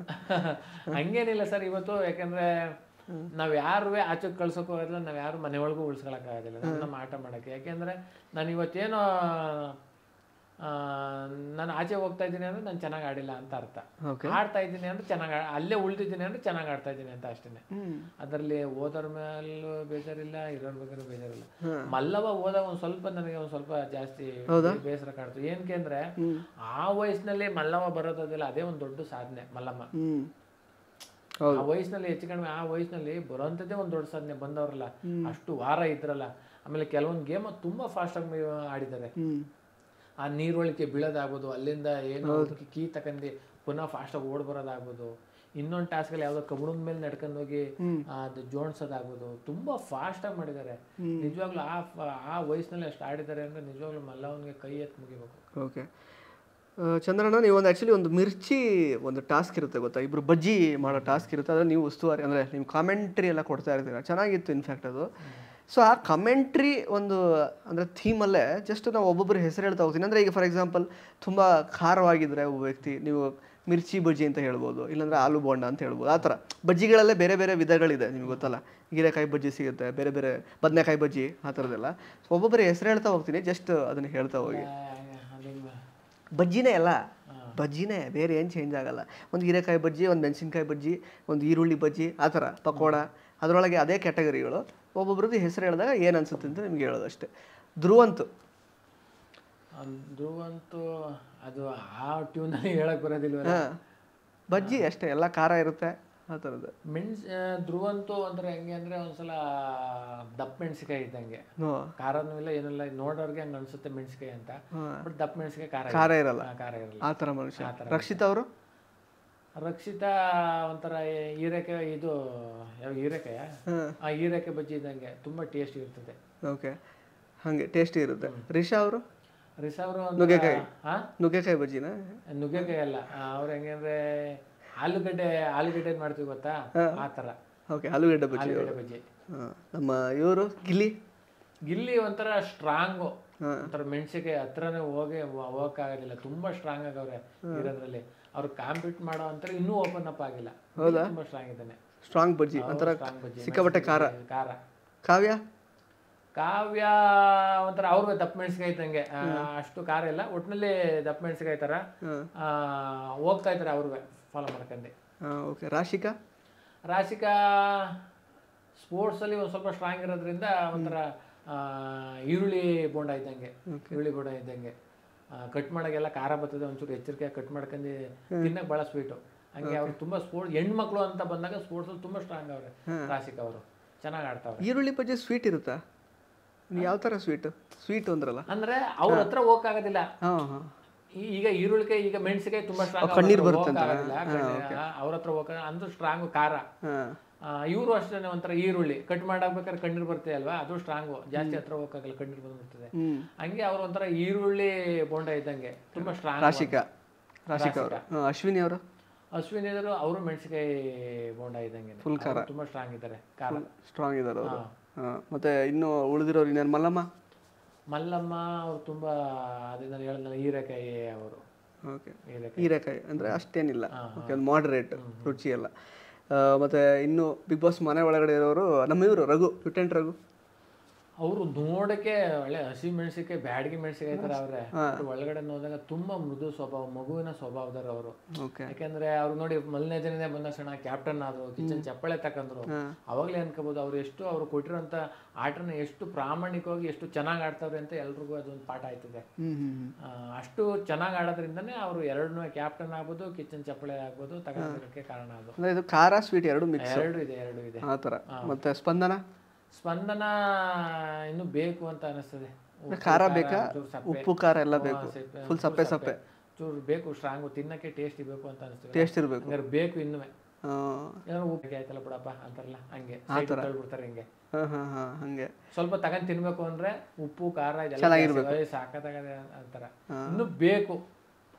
ಕರೆಕ್ಟ್. ನಮ್ಮ ಇವರು ಅಭಿ ಇನ್ನು ಬೇಕು, ಸಪ್ಪೆ ಗಿಪ್ಪೆ ಸೆರಗೆ ಬೆಂದಿಲ್ಲ, ಇನ್ನೂ ಬೇಕು ಅಂತ ಅನಿಸ್ತದೆ. ಬೇರು ಧನುಷರು ಅಷ್ಟೇನೆ, ಇನ್ನೂ ಬೇಕು. ಒಂದು ವಿಚಾರದಲ್ಲಿ ಸ್ಟ್ರಾಂಗ್ ಆಗವ್ರೆ, ಸ್ಪೋರ್ಟ್ಸ್ ಅನ್ನೋ ವಿಚಾರದಲ್ಲಿ. ಅಲ್ಲಿ ಸ್ಪೋರ್ಟ್ಸ್ ಒಂದೇ ಅಲ್ವಲ್ಲ ಇದ್ ಮಾಡಕ್ಕೆ, ಎಲ್ಲಾ ವಿಚಾರದಲ್ಲೂ ಅಷ್ಟೇ ಸ್ಟ್ರಾಂಗ್ ಆಯ್ತು ಅಂದ್ರೆ ಒಳ್ಳೆ ಫೈಟರ್ ಆಗ್ಬಿಡ್ತಾರೆ ಅವರು. ಕಾಕ್ರೋಚ್ ಸುದ್ದಿ ಮೆಣಸಿಕಾಯಿ ತುಂಬಾ ಸ್ಟ್ರಾಂಗ್ ಇದಾರೆ, ತುಂಬಾ ಎಲ್ಲಿ ಸ್ಟ್ರಾಂಗ್. ಲಾಸ್ಟ್ ಫೈನಲ್ 2 ವಾರದಲ್ಲಿ ಏನ್ ವೀಕ್ ಆದ್ರು ಅಂದ್ರೆ ಸುದೀಪ್ ಸರ್ ಯಾವ್ದೋ ಒಂದು ರಕ್ಷಿತನ ವಿಚಾರದಲ್ಲಿ ಏನೋ ಮಾತಾಡಿದಾಗ ಅವಾಗ ಏನೋ ಬೈದ್ರು ಅಂದ್ಬಿಟ್ಟು ಅವಾಗಿಂದ ಒಂದ್ ಸ್ವಲ್ಪ ಡೌನ್ ಆಗವ್ರೆ. ಬಟ್ ತುಂಬಾ ಸ್ಟ್ರಾಂಗ್ ಇದಾರೆ. ಆತರ ಕೆಟ್ಟ ಪದ ಎಲ್ಲ ಬಳಸಿದ್ದು ಓಕೆನಾ ಸುದಿ ಅವರು? ಅದಕ್ಕೋಸ್ಕರ ಸುದೀಪ್ ಸರ್ ಅವ್ರಿಗೆ ಹೇಳುತ್ತೋ ಓದಿ ಇದ್ ಮಾಡುತ್ತೋ, ನೀವು ಮಾಡ್ತಾ ಇರೋದು ತಪ್ಪು. ಯಾಕಂದ್ರೆ ನಿಮ್ಮ ವಯಸ್ಸಿನ ಅಂತರ, ನೀವು ಸ್ವಲ್ಪ ಒಳ್ಳೆ ಸ್ಥಾನಮಾನದಲ್ಲಿ ಇದ್ದೀರಿ, ಸಿನಿಮಾ ಎಲ್ಲ ಇದ್ದೀರಿ, ಸ್ವಲ್ಪ ನಿಮ್ಗಿಂತ ವಯಸ್ಸಿನಲ್ಲಿ ಚಿಕ್ಕವರು, ಮಾತಾಡ್ಬೇಕಾದ್ರೆ ಮಾತಿನ ಬಗ್ಗೆ ಗಮನ ಇರಲಿ ಅನ್ನೋ ಥರದಲ್ಲಿ ಅವ್ರಿಗೆ ತಿದ್ದಿ ಬುದ್ಧಿ ಹೇಳವ್ರೆ. ತಿದ್ಕೊಂಡಿರ್ತಾರೆ 100%. ಚಂದ್ರಪ್ರಭು ಅವರು ಸರ್ ಆರಾಮಾಗಿ ಅವರು, ಯಾಕಂದ್ರೆ ಎಲ್ರಿಗೂ ಇಷ್ಟ ಆಗುವಂತ ಒಂದು ಒಳ್ಳೆ ಬೋಂಡನೆ, ಆದ್ರೆ ಏನ್ ಮಾಡಿದ್ರು ಅಂದ್ರೆ ಬೇಡವೇ ಬೇಡ, ಬಜ್ಜಿನೂ ಆಗೋದು ಬೇಡ, ಬೋಂಡನೂ ಆಗೋದು ಬೇಡ, ಯಾರಿಗೂ ಸವಿಯೋದು ಬೇಡ ಅಂತ ಹೇಳ್ಬಿಟ್ರು. ಹೆಜ್ಜೆ ವಾಪಸ್ ಎಣ್ಣೆ ಒಳಗೆ ಹಾಕ್ದೆ, ಹಂಗೆ ಬಿಟ್ಬಿಟ್ಟು ಹಂಗೆ ಬಂದ್ಬಿಟ್ರು ಅಷ್ಟೇ. ಎಲ್ಲ ರೆಡಿ ಆಗಿತ್ತು, ಎಣ್ಣೆಗೆ ಹಾಕ್ಲಿಲ್ಲ. ಬಜ್ಜಿನೂ ಬೇಡ, ಬೋಂಡನೂ ಬೇಡ, ಇದು ಬೇಯಿಸೋದು ಬೇಡ ಅಂತ ಹೇಳ್ಬಿಟ್ಟು ಅಲ್ಲೇ ಬಂದ್ಬಿಟ್ಟು ಹಂಗೆ ಬಂದ್ಬಿಟ್ರು ಅಷ್ಟೇ. ಆ ಥರನಾ? ಮತ್ತೆ ಇನ್ನು ಮಳೆ ಒಳಗಡೆ ಇನ್ಯಾರಿದ್ದಾರೆ ಉಳಿದಿರೋರು? ಮಾಳು ಇನ್ನೂ ಬೇಕು, ಬಟ್ ಕ್ಯಾಪ್ಟನ್ ಆದ್ರು ಆಕ್ಚುಲಿ ಸ್ಟ್ರಾಂಗ್ ಆಗವನೆ. ಒಂಚೂರು ಉಪ್ಪು ತಗೊಂಡು ತಿನ್ಬೋದು ಅನ್ಸ್ತದೆ, ತಿಂತ ಅನ್ಸ್ತದೆ. ಇವಾಗ ಕ್ಯಾಪ್ಟನ್ ಆದ್ಮೇಲೆ ಏನಾದ್ರು ಸ್ಟ್ರಾಂಗ್ ಆಗಿದ್ದಾರೆ ಅನ್ಸುತ್ತೆ? ಒಂಚೂರು ಬೆಟರ್ ಆಗಿದ್ದಾರೆ ಮಾಳವರು. ಒಂಚೂರು ಬೆಟರ್ ಆಗಿದ್ದಾರೆ. ಓಕೆ, ಹಂಗಂದ್ರೆ ಎಲ್ಲರ ಪ್ರಕಾರ ನೀವು ಹೇಳಿದ ಪ್ರಕಾರ ಸ್ಟ್ರಾಂಗ್ ಅಂತಂದ್ರೆ ಈ ಸದ್ಯ ಗಿಲ್ಲಿ ಸ್ವಲ್ಪ ಗಿಲ್ಲಿ ಮುಟ್ಟಕ್ಕೆ ಆಗಲ್ಲ ಯಾರು, ಗಿಲ್ಲಿ ಮುಟ್ಟಕ್ಕಾಗೋದಿಲ್ಲ. ಈಗ 6 ವಾರದಲ್ಲಿ ತುಂಬಾ ಸ್ಟ್ರಾಂಗ್ ಅಂದ್ರೆ ಗಿಲ್ಲಿ, ಅದು ಬಿಟ್ರೆ ಅಶ್ವಿನಿ ಮೇಡಮ್ ಅವರು, ರಕ್ಷಿತಾ, ಇವ್ರು 3 ಜನನು ತುಂಬಾ ಸ್ಟ್ರಾಂಗ್ ಇದ್ದಾರೆ. ಸೊ ಅದ್ರ ಪ್ರಕಾರ ನೋಡಿದ್ರೆ ಈಗ ಒಂದು ಫೈನಲಿಸ್ಟ್ 3 ಇವ್ರು ಇರ್ತಾರೆ ಇವರು ಅಂತ ಹೇಳ್ಬೋದು. ಅದನ್ನ ಹೇಳಕ್ಕಾಗಲ್ಲ. ಈಗ ಪ್ರೆಸೆಂಟ್ಗೆ 3 ಜನ ಇರ್ತಾರೆ, ಈ ಇರೋದೆಲ್ಲ ವೀಕ್ ಅಂತ ನಾನು ಹೇಳಲ್ಲ, ಯಾಕಂದ್ರೆ ತುಂಬಾ ಎಲ್ಲರೂ ಸ್ಟ್ರಾಂಗ್ ಆಗಿದ್ದಾರೆ. ಸೂರಜು ಹೊಸ ಹುಡುಗ, ಯಾವ ಬೋಂಡ ಅವರು, ಯಾವ ಬುಜ್ಜಿ ಅವರು ಇದರಲ್ಲಿ ಫಿಸಿಕಲ್ ಟಾಸ್ಕ್ ಅಲ್ಲಿ ತುಂಬಾ ಸ್ಟ್ರಾಂಗ್ ಇದ್ದಾರೆ, ತುಂಬಾ ಚೆನ್ನಾಗಿ ಆಡ್ತಾರೆ. ಆಮೇಲೆ ಜನಗಳು ಪ್ರೀತಿನೂ ಗಳಿಸಿದ್ದಾರೆ. ಏನು ಗಳಿಸವ್ರೆ ಅಂತಂದ್ರೆ, ಒಂದು ಗೇಮಲ್ಲಿ ನೀವು ನಿಮ್ಮ ಟೀಮ್ನ ಸೋಲ್ಸ್ಬಿಟ್ಟು ನೀವು ಕ್ಯಾಪ್ಟನ್ ಆಗ್ಬೋದು ಅಂದಾಗ ನಾನು ಕ್ಯಾಪ್ಟನ್ ಆಗೋದೇ ಬೇಡಬೇಕು ಅಂದರೆ ಟೀಮ್ಗೋಸ್ಕರ ನಾನು ಆಡ್ತೀನಿ, ನನಗೆ ಟೀಮ್ ಇಂಪಾರ್ಟೆಂಟು ಅಂತ ಹೇಳಿತು. ತುಂಬ ಖುಷಿ ಆಯಿತು. ಅದರಿಂದ ಅವರು ಚೆನ್ನಾಗಿ ಕನೆಕ್ಟ್ ಆಗವ್ರೆ ಜನಗಳಿಗೆಲ್ಲ ಅಂತ ಅನ್ಕೋತೀನಿ. ಅವರು ಬೇರೆ ವಿಚಾರದಲ್ಲಿ ಒಂದು ಸ್ವಲ್ಪ ಸ್ಟ್ರಾಂಗ್ ಆಯಿತು ಅಂದರೆ ಒಳ್ಳೆ ಫೈಟರ್ ಆಗ್ತಾರೆ. ಏನು ಬಜ್ಜಿಗೆ ಹೋಲಿಸ್ತೀರ ಅವ್ರನ್ನ? ಅವ್ರದ್ದು ಇನ್ನೂ ಹೇಳ್ಬೇಕು ಅಂದರೆ ಒಂಚೂರು ಯಾವ್ದಾರ ಒಂದು ಆಲೂಗಡ್ಡೆ ಅಂತಲೇ ಹೇಳ್ಬೋದು ಅಷ್ಟೇ. ಆಲೂಗಡ್ಡೆ ಬೇಕು, ಇನ್ನು ಫುಲ್ ಬೆಂದಿದೆಯಾ? ಯಾವ ಥರ ಬೇಯ್ತಾ ಇದೆ, ಬೇಕು ಇನ್ನೂ ಹಂಗೆ. ಸೊ ಇನ್ನು ಚಂದ್ರಣ್ಣ, ಈಗ ಹೊರಗಡೆ ನೀವು ಬಂದ್ಮೇಲೆ ಸ್ವಲ್ಪ ಗೊತ್ತಾಗಿರುತ್ತೆ ಅಟ್ಲೀಸ್ಟ್ ನಿಮಗೆ. ಈಗ ಗಿಲ್ಲಿ ಏನು ಗೊತ್ತಿಲ್ವಾ? ನಾನು ಹೇಳ್ತೀನಿ ಕೇಳಿ, ನಾನು ಹೇಳ್ತೀನಿ, ಗಿಲ್ಲಿ ಕ್ರೇಜ್ ನೆಕ್ಸ್ಟ್ ಲೆವೆಲ್ ಇದೆ ಹೊರಗಡೆ. ಆ್ಯಕ್ಚುಲಿ ಆಲ್ಮೋಸ್ಟ್ ಶೋನೇ ಅವರು 90% ಅವರಿಂದನೇ ರನ್ ಆಗ್ತಿರೋದು ಅನ್ನೋ ಥರ. ಬಿಕಾಸ್ ಆಲ್ಮೋಸ್ಟ್ ಈಗ ಒಂದು ಎಪಿಸೋಡ್ ಪ್ರಸಾರ ಆದರೆ 75% ಅವರೇ ಇರ್ತಾರೆ, ಅವರೇ ಕಾಣಿಸ್ಕೋತಾರೆ. ಟ್ರೆಂಡ್ ಆಗೋದು ಅವ್ರದ್ದೇ, ರೀಲ್ಸ್ ಎಲ್ಲ ಫುಲ್ಲು. ಒಂದು ಡೈಲಾಗ್ ಹೇಳಿ, ಒಂದು ಹಾಡು ಹೇಳಿ, ಎಲ್ಲ ಅವ್ರದ್ದೇ ಫುಲ್ಲು ವೈರಲ್ ಆಗ್ತಾ ಇದೆ ಅವ್ರದ್ದೆಲ್ಲ. ಸೊ ಏನು ಅನ್ಸುತ್ತೆ ಇದನ್ನೆಲ್ಲ ನಿಮ್ಮ ಸ್ನೇಹಿತರು ಇದ್ರ ಬಗ್ಗೆ ಕೇಳಿದಾಗ ಏನು ಅನ್ಸುತ್ತೆ? ತುಂಬ ಖುಷಿ ಆಗ್ತದೆ ಸರ್, ಯಾಕಂದ್ರೆ ಆ ಥರ ಒಂದು ಟ್ರೆಂಡಿಂಗಲ್ಲಿ ಹೋಗೋದು ಅಂದ್ರೆ ಅಷ್ಟು ಈಸಿ ಅಲ್ವೇ ಇಲ್ಲ. ಆಮೇಲೆ ನಾವು ಯಾರಿಗಾರು ಯಾಮರ್ಸ್ಬೋದು, ನೋಡ್ತಾ ಇರೋಂಥ ಅಷ್ಟು ಜನ ಕೋಟ್ಯಾಂತರ ಜನರು ಮೋಸ ಮಾಡೋಕ್ಕಾಗಲ್ಲ. ನಾವು ರಿಯಲಿ ಚೆನ್ನಾಗಿ ಮಾಡಿದ್ರೆ ಅವ್ರು ನಿಜವಾಗ್ಲೂ ಸ್ವೀಕಾರ ಮಾಡೇ ಮಾಡ್ತಾರೆ, ಚಪ್ಪಳೆ ತಡ್ತಾರೆ, ಆಶೀರ್ವಾದ ಮಾಡ್ತಾರೆ. ಆ ಕೆಲಸನ ಗಿಲ್ಲಿ ಅವನು ಕೊಟ್ಟಿರೋ ಕೆಲಸನ ಭಾಳ ಅದ್ಭುತವಾಗಿ ಮಾಡ್ತಾವನೆ. ಅದರಿಂದ ಜನಗಳು ಅವನು ಪ್ರೀತಿ ಮಾಡ್ತಾವ್ರೆ. ತುಂಬ ಖುಷಿ ಆಗ್ತದೆ ಸರ್. ಚಂದ್ರಣ್ಣ, ಅದೇ ಒಂದೇನಂದರೆ ತುಂಬ ಕಾಮಿಡಿ ಎಲ್ಲ ಹೊರಗಡೆ ನೀವು ಸ್ಕ್ರಿಪ್ಟೆಡ್ ಅದು ಮಾಡ್ತಾಯಿದ್ರಿ, ಬಹಳ ಜನಕ್ಕೆ ಇಷ್ಟ ಆಗ್ತಿತ್ತು ಆ ಥರದ್ದೆಲ್ಲ. ಸಾಕಷ್ಟು ಕಾಮಿಡಿ ಶೋಗಳಲ್ಲಿ ನಿಮ್ಮ ಪೊಟೆನ್ಷಿಯಲ್ ಏನಿದೆ ಅಂತ ತೋರಿಸ್ಕೊಂಡಿದ್ರಿ. ಬಟ್ ಎಲ್ಲೋ ಒಂದು ಕಡೆ ಮನೆ ಒಳಗಡೆ ಇನ್ಸ್ಟೆಂಟಾಗಿ ಅಂದರೆ ರಿಯಲಿಸ್ಟಿಕ್ಕಾಗಿ ಏನೋ ಸ್ವಲ್ಪ ಪಂಚಸ್ ಆಗಿರ್ಬೋದು, ಅಥವಾ ಆ ಒಂದು ಸಂದರ್ಭಕ್ಕೆ ತಕ್ಕ ಹಾಗೆ ರಿಯಾಕ್ಟ್ ಮಾಡೋದಾಗಿರ್ಬೋದು, ಅದೆಲ್ಲ ಸ್ವಲ್ಪ ಮಾಡಲಿಲ್ವಾ? ಅಂದರೆ ಜನಗಳು ಎಕ್ಸ್ಪೆಕ್ಟ್ ಮಾಡಿದ ಆ ರೀತಿಯಲ್ಲಿ, ಬಟ್ ಅದೆಲ್ಲೋ ಸ್ವಲ್ಪ ಡಲ್ ಆದ್ರ ಅಂತ ಅನಿಸ್ತು ಜನಗಳಿಗೆ. ಸೊ ಯಾಕಾಗಾಯಿತು ಅಂತ ಅಂದರೆ ಸರ್, ನಾನು ಇಲ್ಲಿ ಒಂದು ಕಾಮಿಡಿ ಆಗ್ಬೋದು ಇದೆಲ್ಲ ಮಾಡ್ತಿತ್ತು, ಒಂದು ಗಿಚ್ಚಿಗಳಿಗೆನ್ನೋ ಒಂದು ಕಾಮಿಡಿ ವೇದಿಕೆ ಮೇಲೆ ಮಾಡ್ತಾ ಇದ್ದೆ. ಸ್ಕ್ರಿಪ್ಟ್ ಕೊಡೋದು ತಕ್ಕನಾಗಿ ರೆಡಿ ಆಗ್ತಾ ಇದ್ದೆ, ವೇಷಭೂಷಣ ಎಲ್ಲ ಹಾಕೊಂಡು ಮಾಡ್ತಾ ಇದ್ದೆ. ಬಟ್ ಅದು ಕಾಮಿಡಿ ವೇದಿಕೆ ಅಲ್ಲ, ಅಂದರೆ ವ್ಯಕ್ತಿತ್ವದ ಆಟ, ಅದು ಇಂಪಾರ್ಟೆಂಟ್ ಆಗ್ತದೆ. ಅದರಿಂದ ನಾನು ಹೊರಗಡೆ ಹೇಗಿದ್ನೋ ಹಾಗೆ ನ್ಯಾಚುರಲ್ ಆಗಿದ್ದೆ ಅಷ್ಟೇ ಅಂತ ನನಗೆ ಅನಿಸ್ತೈತೆ.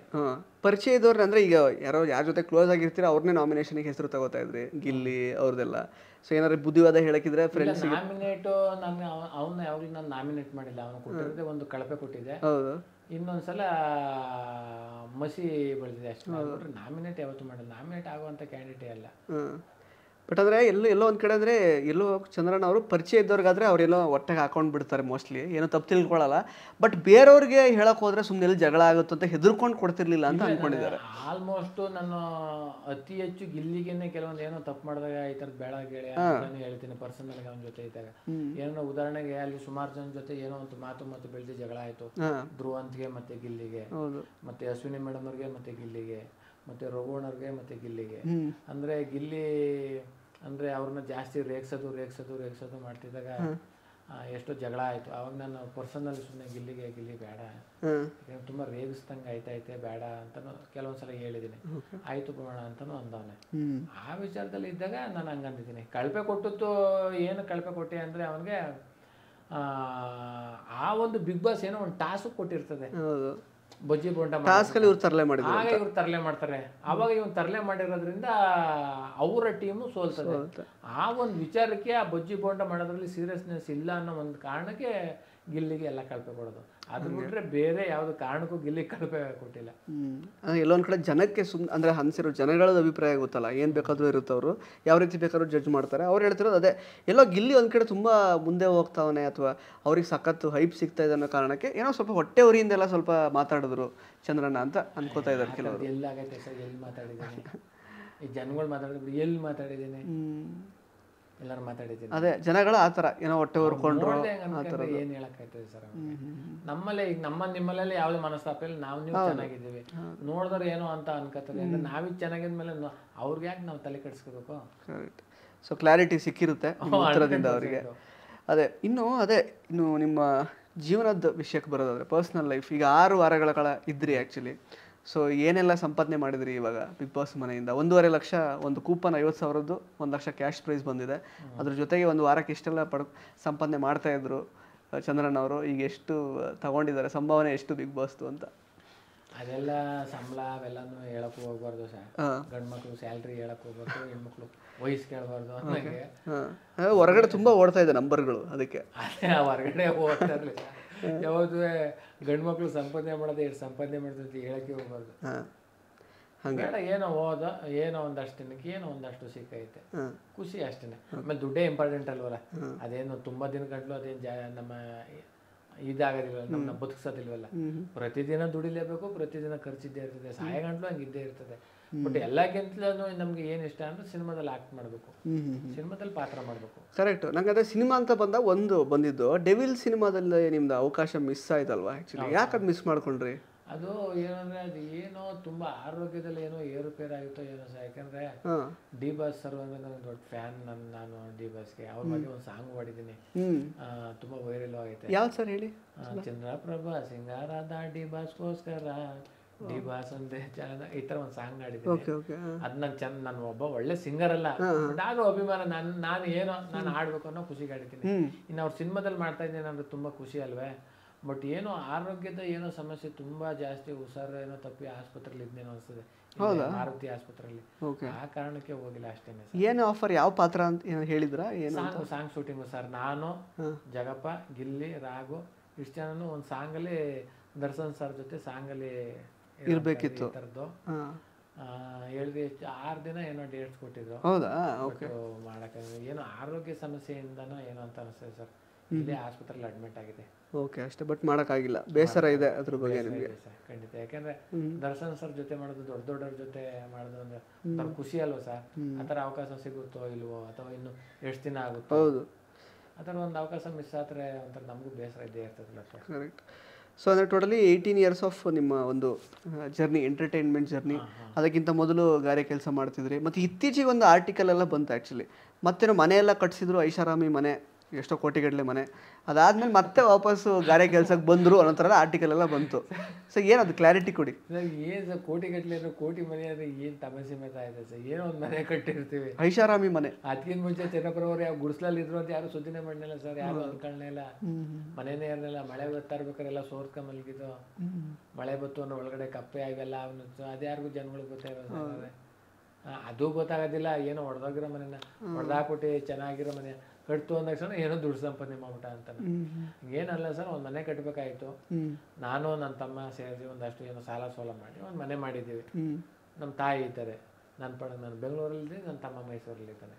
ಅಷ್ಟೇ ಸರ್. ಎಲ್ಲ ಮನೆ ಎಲ್ಲ ಮುರುಕ್ಲು ಥರ ಬಿದ್ದಿತ್ತು, ಅದು ಮಾಡ್ಬಿಟ್ಟು ಒಂದು ಮನೆ ಕಟ್ಟಿದ್ದೆ. ಓಕೆ, ಅದೇ ಆ ಮನೆ ಕಟ್ಟಾದ್ಮೇಲೆ ಮತ್ತೆ ಗಾರೆ ಕೆಲ್ಸಕ್ಕೆ ಬಂದರು ಅನ್ನೋ ಥರ ಎಲ್ಲ ಆರ್ಟಿಕಲ್ ಓದಿದ್ದು ನೆನಪು. ಹ್ಞೂ ಸರ್, ಕೆಲಸ ಮಾಡಿರೋದಂತೂ ಸತ್ಯ. ಗೊತ್ತಾಗ್ದಂಗೆ ಯಾವುದೋ ಒಂದು ಫೋಟೋ ವೈರಲ್ ಆಗಿ ಅದೆಲ್ಲ ಗೊತ್ತಾಗೋಯ್ತು. ಓಕೆ. ಆಮೇಲೆ ಎಲ್ರಿಗೂ ಜನರಿಗೂ ಯಾರ ಕೆಲಸ ಮಾಡ್ತಾನ ಸುಮ್ಮನೆ ಹಂಗೆ ಹಿಂಗೆ ಅಂತ ಇದ್ರು. ಯಾವುದೋ ಒಂದು ಕಾರ್ಯಕ್ರಮಕ್ಕೆ ಹೋಗಿದ್ದು ನಾನು, ಗಿಲ್ಲಿ, ಗೊಬ್ಬರ ಎಲ್ಲ ಹೋಗಿದಾಗ ಎಲ್ಲ ಹಿಂಗೆ ಮೀಡಿಯಾದವರು ಅವರೆಲ್ಲ ಕೇಳಿದಾಗ ಹಿಂಗೆ ರೇಗಿಸ್ತಾನೆ ಇದ್ರು. ಗಿಲ್ಲಿ ಅಂದ್ರೆ ತುಂಬಾ ಆತ್ಮೀಯ ಅಲ್ವಾ, ರೇಗಿಸ್ತಾನೆ ಇದ್ರು.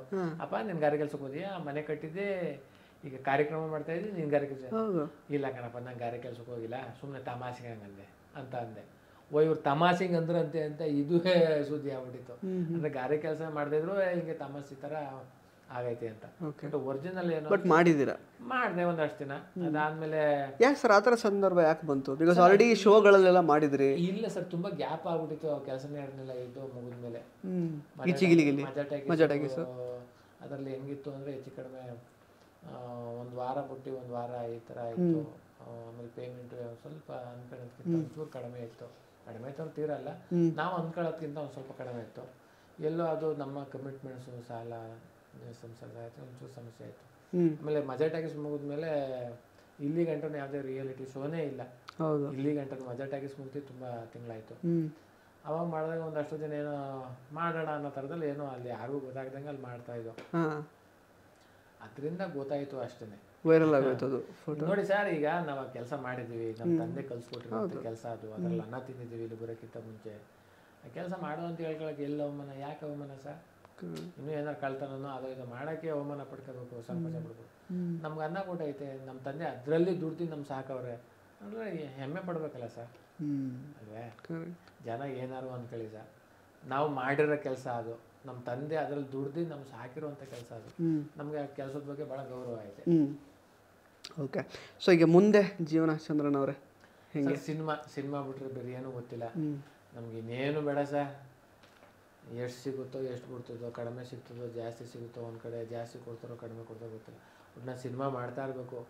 ಡೈರೆಕ್ಟರ್ ಸರ್, ಪ್ರೊಡ್ಯೂಸರ್ ಸರ್ ದಯಮಾಡಿ ಚಂದ್ರಪ್ರಭುಗೆ ಈ ಥರದೊಂದು ಪಾತ್ರ ಸೂಟ್ ಆಗ್ತದೆ, ಚಂದ್ರಪ್ರಭು ಕೈಲಿ ಮಾಡಿಸೋಣ ಅಂತ ನಿಜವಾಗ್ಲೂ ಮಾಡಿಸೋದು ತುಂಬ ಖುಷಿ ಆಗ್ತದೆ.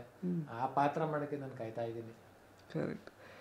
ಚಂದ್ರಣ್ಣ, ಇನ್ನೊಂದು ಆ್ಯಕ್ಚುಲಿ ಅದೇ ಹೊರಗಡೆ ಬಂದಿದೆ ಅಂದರೆ ತಂದೆಯವ್ರ ವಿಷಯ ನೀವು ತುಂಬ ಭಾವುಕರಾದ್ರಿ. ಆ್ಯಕ್ಚುಲಿ ತಂದೆಯವರು ಅಂದರೆ ಈಗ ಅವ್ರು ಇನ್ನೂ ಲೈಕ್ ಅಂದರೆ ಅವರು ಅಂದರೆ ಇದ್ದಾರಾ, ಅವರು ಹೇಗೆ ಅಂದರೆ? ಇಲ್ಲ ಸರ್, ನಮ್ಮ ತಂದೆ ತೀರೋಗಿ ಅವಾಗಲೇ 12 ವರ್ಷ ಆಯಿತು. ಓಕೆ ಓಕೆ, ಅದೊಂದು ಸ್ವಲ್ಪ ಕ್ಲಾರಿಟಿ ಅಂದರೆ ಅವ್ರ ಜನಗಳು ಅಂದರೆ ಈ ಬಹುಶಃ ಅದನ್ನೇನೋ ತಂದೆಯವ್ರನ್ನ ನೆನೆಸ್ಕೊಂಡು ಆಚೆ ಬಂದುಬಿಟ್ರು ಅನ್ನೋ ಥರ ಎಲ್ಲ ಬಂತು ಆ್ಯಕ್ಚುಲಿ. ಅದಕ್ಕೋಸ್ಕರ ತಂದೆ ತೀರೋಗಿ 12 ವರ್ಷ ಆಯಿತು.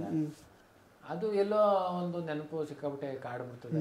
ಎಷ್ಟೇ ನಾವು ಚೆನ್ನಾಗಿದ್ದು ಏನೇ ಇದ್ರು ಏನಾಗ್ಬಿಡ್ತದೆ ಅಂದರೆ ತಕ್ಷಣಕ್ಕೆಲ್ಲ ನೆನಪಾದಾಗ ತಂದೆ ಕಾಣಿಸ್ಕೊತಾರೆ. ಯಾಕೆಂದರೆ ಏನೋ ಅಷ್ಟು ತಂದೆ ಯಾಕೆಂದರೆ ವಾಯ್ಸ್ ಅವ್ರಿಗೆ ಮಾತಾಡೋಕೆ ಆಗ್ತಿರ್ಲಿಲ್ಲ ಅಂತೆಲ್ಲ ಹೇಳಿದ್ರು ಸರ್. ನಮ್ಮ ತಂದೆಗೆ ಏನಾಗ್ಬಿಡ್ತು ಅಂದರೆ ಆಪ್ರೇಷನ್ ಆಗ್ಬಿಟ್ಟು ಗಂಟ್ಲು ಹೊಟ್ಟೋಗ್ಬಿಟ್ಟಿತ್ತು, ಮಾತಿರ್ಲಿಲ್ಲ. ಅವರು ಸಾಯ್ತಾರೆ ಅನ್ನೋ ಒಂದು ಕೊನೆ ದಿನಗಳಲ್ಲಿ ಏನು ಮಾತಾಡೋಕ್ಕೆ ಆಗದೆ ಹೋದಾಗ ನಮ್ಮ ಜೊತೆ ಮಾತಾಡಬೇಕು, ಏನೋ ಹೇಳ್ಬೇಕು ಕೊನೆಗಳಿಗೆ ಅಂದಾಗ ಅವರು ಬರ್ದು ಹೇಳ್ತಾ ಇದ್ರು. ಆ ಥರದ್ದು ಒಂದು ಕೊನೆಯ ಪತ್ರ ನಾನು ಇನ್ನೂ ಇಟ್ಕೊಂಡಿದ್ದೀನಿ, ಏನೋ ಒಂದು ನೆನಪಕ್ಕೋಸ್ಕರ. ಏನೂ ಇಲ್ಲ, ಅದ್ರಲ್ಲಿ ಅರ್ಥ ಏನಾಯ್ತು ಅಂದರೆ ನಿಮ್ಮ ತಾಯಿನ ಚೆನ್ನಾಗಿ ನೋಡ್ಕೊಳ್ಳಿ ಅನ್ನೋ ಥರದಲ್ಲಿ ಒಂದು ಬರೆದಿದ್ರು. ಆ ಥರದ್ದು ನಮ್ಮ ಬಗ್ಗೆ, ನಮ್ಮ ತಾಯಿ ಬಗ್ಗೆ ಎಲ್ಲ ಬರ್ತಿರೋದ್ರಿಂದ ಅಲ್ಲಿ ಫ್ಯಾಮಿಲಿ ಟಾಸ್ಕ್ ಅಂತ ಬಂದಾಗಲೂ ಆ ಪತ್ರನ ಓದೋದು, ಒಂದು ಪತ್ರನ ಅರಿಯೋದು ಅಂತ ಇದ್ದಾಗಲೂ ನಮ್ಗೆ ಎಲ್ಲೋ ಒಂದು ಭಯ ಇತ್ತು, ಆ ಪತ್ರನ ಎಲ್ಲೋ ಇದಾಗ್ಬಿಡ್ತಾರ, ಅಥವಾ ಪತ್ರ ಆದಮೇಲೆ 12 ವರ್ಷ ಆದಮೇಲೆ ನಮ್ಮ ತಾಯಿ ಏನಾರ ಪತ್ರ ಬರ್ತಿದ್ದಾರ, ಯಾವ ಪತ್ರ ಇರ್ಬೋದು? ಪತ್ರ ಅಂದ ತಕ್ಷಣನೇ ತುಂಬ ಮೆಮೊರಿ ಥರದ್ದು ನಮ್ಮ ತಂದೆದು ಏನಾರು ಅಳ್ತಿರ್ಬಿಟ್ಟಾರಪ್ಪ ಅಂದ್ಬಿಟ್ಟು ತುಂಬ ಭಯ ಆಗಿತ್ತು. ಯಾಕಂದರೆ ಅದೊಂದು ನೆನಪು ಅಷ್ಟೇ, ನಮ್ಮ ತಂದೆ ಕೊನೇ ಅಕ್ಷರ ಅದು.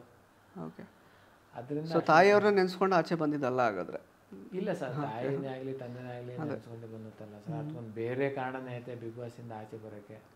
ಯಾವ್ದಾದ್ರು ಒಂದು ವೇದಿಕೆ ಸಿಗ್ತದೆ ಸರ್, ಅಲ್ಲಿ ಖಂಡಿತ ಅವಾಗ ಹೇಳ್ತೀರಾ? ಖಂಡಿತ. ಸೊ ಈಗ ವಾಪಸ್ ಫಾರ್ ಎಕ್ಸಾಂಪಲ್ ಮತ್ತೆ ವೈಲ್ಡ್ ಕಾರ್ಡ್ ಅಂತ ಬಿಡ್ತಾರೆ ಬಿಗ್ ಬಾಸ್ ಮನೆ ಒಳಗಡೆ, ಬರ್ಬೇಕು ನೀವು ಅಂತ ಹೇಳ್ತಾರೆ, ಏನು ಮಾಡ್ತೀರಾ? ಬೇಡ ಸರ್, ಯಾಕಂದ್ರೆ ಬೇಡ ಅಂತ ಬಂದಮೇಲೆ ಪುನಃ ಖಂಡಿತವಾಗಿ ಬೇಡ ಸರ್. ಹಾಂ, ಈಗ ಹೊರಗಡೆ ಬಿಗ್ ಬಾಸಿಂದ ಎಲ್ಲ ಬಿಗ್ ಬಾಸ್ ಶೋ ಎಲ್ಲ ಮುಗಿಯುತ್ತೆ, ಯಾರ ಜೊತೆಗೆ ನೀವು ಸ್ನೇಹವನ್ನು ಕಾಪಾಡ್ಕೊಳ್ಳೋಕೆ ಇಷ್ಟಪಡ್ತೀರಾ? ಎಲ್ಲರ ಜೊತೆನೂ ಮಾತಾಡ್ತೀರಾ? ಖಂಡಿತ. ಯಾಕಂದ್ರೆ ಯಾರ ಜೊತೆ ನಾವು ಜಗಳಗಿಲ್ಲ ಆಡೇ ಇಲ್ಲ, ಎಲ್ಲರ ಜೊತೆನೂ ಮಾತಾಡಬೇಕು ಅಂತಲೇ ಇರೋದು. ಸೊ ಅಷ್ಟೇ. ಖಂಡಿತ ಸರ್. So finally Bigg Boss experience ಬಗ್ಗೆ, ಸುದೀಪ್ ಸರ್ ಬಗ್ಗೆ ಒಂದೊಳ್ಳೆ ಅವಕಾಶ. ಬಿಕಾಸ್ ಎಷ್ಟೋ ಕೋಟಿ ಜನ, ಎಷ್ಟೋ ಲಕ್ಷ ಜನ ಆ್ಯಕ್ಚುಲಿ ಅಂದ್ಕೊಂಡಿರ್ತಾರೆ ಬರಬೇಕು ಅಂತ, ನಿಮಗೆ ಆ ಅವಕಾಶ ಸಿಕ್ಕಿತ್ತು. ಬಟ್ ನೀವು ಅದನ್ನು ದೂರ ತಳ್ಳಿಗೆ ಬಂದಿದ್ದೀರಾ, ಏನು ಹೇಳಕ್ಕೆ ಇಷ್ಟಪಡ್ತೀರಾ ಆ್ಯಕ್ಚುಲಿ? ನೋಡಿ ಸರ್, ಈಗ ಬಿಗ್ ಬಾಸ್ ಅಂದ ತಕ್ಷಣ ನಮಗೆ ತುಂಬ, ಯಾಕೆಂದರೆ ಸುದೀಪ್ ಸರ್, ಯಾಕೆಂದರೆ ಅವ್ರ ಜೊತೆ ನಾನು ನೋಡಬೇಕು, ಅವ್ರ ಜೊತೆ ಆ್ಯಕ್ಟ್ ಮಾಡಬೇಕು, ಅವ್ರ ಜೊತೆ ನಿಂತ್ಕೋಬೇಕು ಅಂತ ಹಲವಾರು ಕನ್ಸ್ಕೊಂಡಿರ್ತದೆ ನಮ್ಮ ಎಷ್ಟೋ ಜನದ್ದು. ಆ ಥರದ್ದೊಂದು ಅವಕಾಶ. ಈಗ ನೋಡಿ, ಸುದೀಪ್ ಸರ್ ಬಾಯಿನಲ್ಲಿ ಚಂದ್ರಪ್ರಭಾ ಅಂತ ನನ್ನ ಹೆಸರು ಬರ್ತದೆ ಅಂದರೆ ನಂತರ ಏನೋ ಅಂಥ ದೊಡ್ಡ ಆಕ್ಟ್ರು ಬಾಯಿನಲ್ಲಿ ನಮ್ಮ ಹೆಸರು ಬರುತ್ತೆ ಅಂದರೆ ಅದಂತೂ ತುಂಬ ಖುಷಿ ಅಲ್ವಾ ಸರ್? ಅದೊಂದು ಯಾವಾಗಲೂ ಕಾಡ್ತದೆ, ಅದೊಂದು ಒಳ್ಳೆ ಮೆಮೊರಿ ನಾನು ಇರೋ ತನಕನೂ. ಅಪ್ಪ ಸುದೀಪ್ ಸರ್ ಬಾಯಿನಲ್ಲಿ ಚಂದ್ರಪ್ರಭಾ ಅಂತ ಹೆಸರು ಗೊತ್ತಲ್ಲ, ಸಾಕನೆ ಏನೋ ಸಾರ್ಥಕ ಅನಿಸ್ತದೆ. ಎಲ್ಲೋ ಮುಂದೊಂದು ದಿನ ಅವ್ರ ಜೊತೆ ಒಂದು ಒಳ್ಳೆ ಅವ್ರ ಸಿನಿಮಾದಲ್ಲಿ ಯಾವ್ದಾದ್ರು ಒಂದು ಸಣ್ಣ ಪುಟ್ಟ ಪಾತ್ರ ಸಿಕ್ಕಿದ್ವಿ, ಅದೊಂದು ತುಂಬ ಖುಷಿಯಿಂದ ಮಾಡಬೇಕು ಅಂತ ಆಸೆ ಐತೆ ಅಷ್ಟೇ. ಸೊ ಜನಗಳಿಗೆ ಏನು ಹೇಳೋಕ್ಕೆ ಇಷ್ಟಪಡ್ತೀರಾ? ನೋಡಿ ಸರ್, ಇಷ್ಟು ವರ್ಷ ಮಜಾ ಬರ್ತಾ ಆಗ್ಬೋದು, ಗಿಚ್ಚಿಗಿಲಿ ಆಗ್ಬೋದು, ಇದರಲ್ಲೆಲ್ಲ ಬಿಗ್ ಬಾಸಲ್ಲಿ ಆಗ್ಬೋದು, ಎಲ್ಲ ನಿಮ್ಮ ಪ್ರೀತಿ ಆಶೀರ್ವಾದ ಮಾಡಿದ್ದೀರಾ. ಎಲ್ಲೋ ತಪ್ಪಾದಾಗ ತಿದ್ದಿದ್ದೀರಾ. ಹಂಗೂ ಗೊತ್ತೋ ಗೊತ್ತಿಲ್ಲದೋ ಏನಾದರೂ ನನ್ನಿಂದ ತಪ್ಪಾಗಿರೋ ದಯಮಾಡಿ ಕ್ಷಮೆ ಇರಲಿ. ನಿಮ್ಮ ಪ್ರೀತಿ ಆಶೀರ್ವಾದ ನನ್ನ ಮೇಲೆ ಇರಲಿ ಅಂತ ನಾನು ಕೇಳ್ಕೊತೀನಿ. ತುಂಬ ಹೃದಯದ ಧನ್ಯವಾದಗಳು ನಿಮಗೆ. Chandranna, it's too early, but still ನಿಮಗೊಂದು ಅನ್ಸಿರುತ್ತಲ್ವ, ಮನಸ್ಫೂರ್ತಿಯಾಗಿ ಇವ್ರು ಗೆಲ್ಲಪ್ಪ ಅಂತ ಅನ್ಕೊಳ್ಳೋ ವ್ಯಕ್ತಿ ಯಾರು ಬಿಗ್ ಬಾಸಲ್ಲಿ? ಸರ್ ಹಂಗೆ ನೀವು ಅನ್ಕೊಳ್ಳೋದು, ಜನ ಏನಾದರೂ ವರ್ಡಿಟ್ ಕೊಡಲಿ, ನಿಮ್ಗೊಂದಿರುತ್ತಲ್ಲ. ನಾನು ಅದನ್ನ ಹೇಳೋದಿಲ್ಲ ಸರ್. ನಿಜವಾಗ್ಲೂ ನಾನು ಹೇಳೋದೇನು ಅಂದರೆ, ಯಾಕೆಂದ್ರೆ ನಾವು ತುಂಬ ರಿಯಾಲಿಟಿ ಶೋನಲ್ಲಿ ಮಾಡಿದ್ದೀವಿ. ಗಿಚ್ಚಿಗಿಲ್ಲಿ ಮಜಾ ಬರ್ತದಿಲ್ಲ. ಈಗ ಇಲ್ಲಿ ತನಕ ಗೆದ್ದಿರೋದು ಯಾರು ಅವ್ನಿಗಿರಲಿ ಇವ್ನಿಗಿರಲಿ ಅಂತ ತಪ್ಪಾಗ್ಬಿಡ್ತದೆ. ಯಾರು ತುಂಬ ಚೆನ್ನಾಗಿ ಆಡ್ತಾರೋ, ಚೆನ್ನಾಗಿ ಆಡ್ದಾರನ್ನ ಜನಗಳು ನಿಜವಾಗ್ಲೂ ವೋಟ್ ಮಾಡ್ತಾರೆ, ಅವ್ರಿಗೆ ಚಪ್ಪಾಳೆ ಆಶೀರ್ವಾದ ಸಿಗ್ತದೆ, ಅಂಥರೂ ಮೋಸ ಆಗಬಾರ್ದು ಅಂತ ನಾನು ಹೇಳೋದು ನನ್ನ ಆಸೆ ಸರ್. ಜನಗಳು ನೋಡಿರ್ತಾರೆ, ಅವರು ನಿಜವಾದ ಒರಿಜಿನಲ್ ಜಡ್ಜಸ್, ಅವರು ಆಡಿಯನ್ಸ್ ಅಭಿಮಾನಿಗಳು, ಕರ್ನಾಟಕದ ಜನಗಳು ಅವರು ಜಡ್ಜ್ ಮಾಡ್ತಾರೆ ತುಂಬ ಯಾರು ನಮ್ಮನ್ನ ಎಂಟರ್ಟೈನ್ಮೆಂಟ್ ಮಾಡಿದ್ದಾರೆ, ಯಾರು ಚೆನ್ನಾಗಿ ಆಡೋರೆ ಅಂತ. ಅಂಥರೂ ಮೋಸ ಆಗಬಾರ್ದು, ಅವ್ರು ಗೆಲ್ಲಿ ಅನ್ನೋದು ನನ್ನ ಆಸೆ ಸರ್. Yes sir, thank you so much. ಸಾಕಷ್ಟು ವಿಷಯಗಳನ್ನು ಹಂಚ್ಕೊಂಡ್ರೆ. ನಿಮ್ಮ ಮುಂದಿನ ಜೀವನಕ್ಕೆ ಒಳ್ಳೆಯದಾಗಲಿ. ನೀವು ಅಂದ್ಕೊಳ್ತಾ ಇರೋ ಥರ ಎಲ್ಲ ಪ್ರಾಜೆಕ್ಟ್ಸ್ ಎಲ್ಲ ನಿಮಗೆ ಬರಲಿ, ಸಿನಿಮಾಗಳನ್ನು ಜಾಸ್ತಿ ಮಾಡ್ತಾ ಹೋಗಿ, ಸೊ ಪ್ರೇಕ್ಷಕರನ್ನ ರಂಜಿಸ್ತಾ ಇರಿ ಅಂತ ನಾನು ಆಶಿಸ್ತೀನಿ. All the best sir. Sir thank you sir, ತುಂಬ ಖುಷಿ ಆಯಿತು ನಿಮ್ಮ ಜೊತೆ ಎಷ್ಟೊತ್ತು ಮಾತಾಡೋದಕ್ಕೆ. ಏನೋ ಒಂದು ಮೆಮೊರಿನ ತುಂಬ ಹಂಚ್ಕೊಂಡಾಗಾಯಿತು. Thank you. ಮತ್ತೊಮ್ಮೆ ಈ ಥರದ್ದು ಒಂದು ಬೇರೆ ಸಿನಿಮಾದಲ್ಲಿ ಯಾವುದೋ ಮತ್ತೆ ಅವಕಾಶ ಬರಲಿ, ನಾವು ನೀವು ಮಾತಾಡೋ ಅವಕಾಶ ಅಂತ 100% ನಾನು ಕೇಳ್ಕೊತೀನಿ. ತುಂಬ ಖುಷಿ ಆಯಿತು. Thank you sir. Thank you sir. So ಸ್ನೇಹಿತರೆ, ಇದಾಗಿತ್ತು ಚಂದ್ರಪ್ರಭಾ ಅವರ ಮಾತುಗಳು. ಮತ್ತೆ ಭೇಟಿ ಆಗ್ತಾ ಇರೋಣ. ಧನ್ಯವಾದ.